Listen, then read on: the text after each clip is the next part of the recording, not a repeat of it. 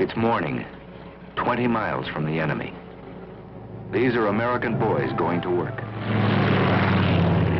The morning fighter patrol. They're flying over Italy, and there are others like them flying over Burma, over the coast of Holland, over China, and over Germany. In search of the enemy. Enemy planes. The odds are bad this morning, nearly 3 to 1. The routine morning patrol goes on. They close the range, 3,500 feet, 3,000, 2,500, 2,000. The odds are still 3 to 1.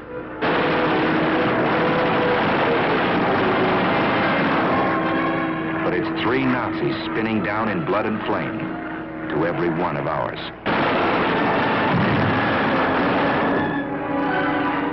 Routine morning patrol. They're good planes, wonderful planes. And their pilots are good too. Listen. Yesterday I fulfilled one of my ambitions as a combat pilot. I got 1 airplane and... An American far from home, fighting a war around the world. Listen again. This was my leader, and the second ship was me, and 2 Focke-Wulfs came on my right. I turned right and put up a stone wall of bullets, and the first... A wall of bullets. It wasn't so long ago these men were students in a university, workmen in a shipyard, just plain citizens from everywhere, USA. They changed jobs, they changed clothes. They took a train into the future. They didn't know what the future would be, but many hoped they'd get the chance to fly and fight in the air. Some wanted that chance more than anything in the world.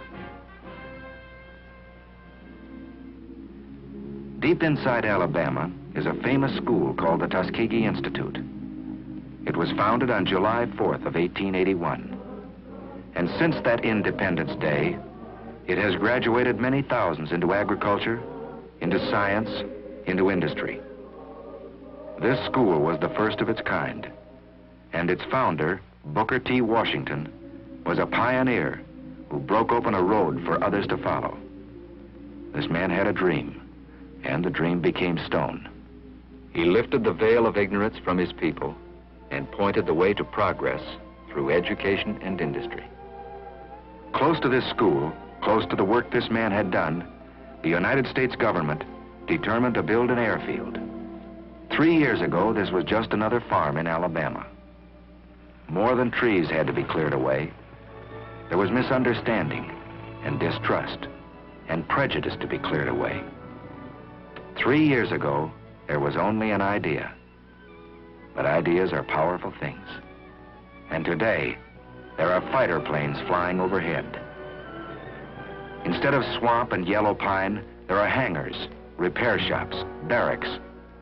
Instead of patches of corn, concrete flight strips. But that's not enough. You can't make a fighter squadron out of concrete and aluminum and a can of paint. It takes men. A chemistry student, a welder, a shoe salesman must learn how to fly. A group of average Americans must become a team of fighting men with wings.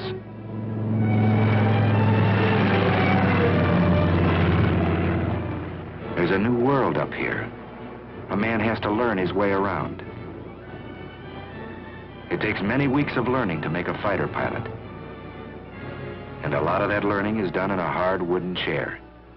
Because a fighter pilot is a combination of a mathematician and an athlete, a scientist and a sharpshooter.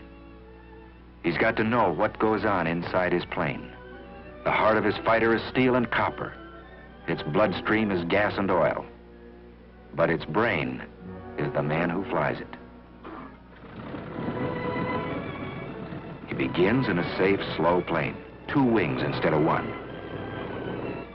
But he flies many hours inside a closed room. In the morning, he may be flying a prescribed course over a sheet of paper. In the afternoon, he may fly the same course above the clouds. He trains his muscles down here very close to the ground, but he'll use the same sense of balance and coordination in the skies above Tuskegee. For this job of flying is never easy, and sometimes it's very, very tough.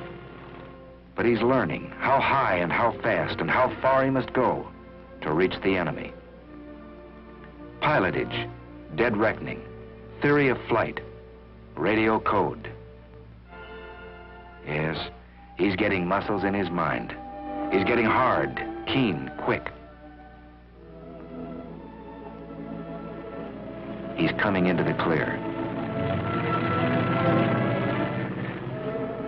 Here above the warm, familiar hills of Alabama, these Americans are learning to fly in those tight combat formations they'll use someday to hunt down the German and Jap above his own cities.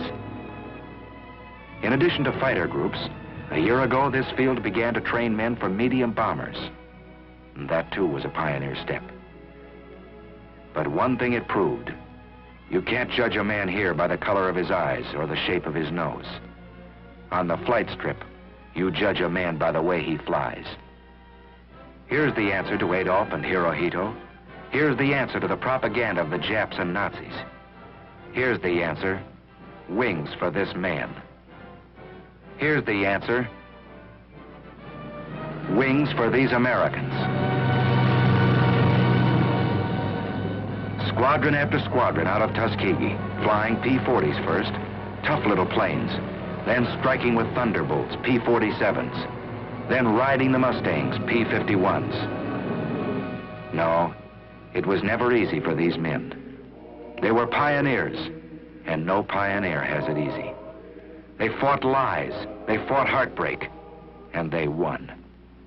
Now they fight the enemy on his own soil.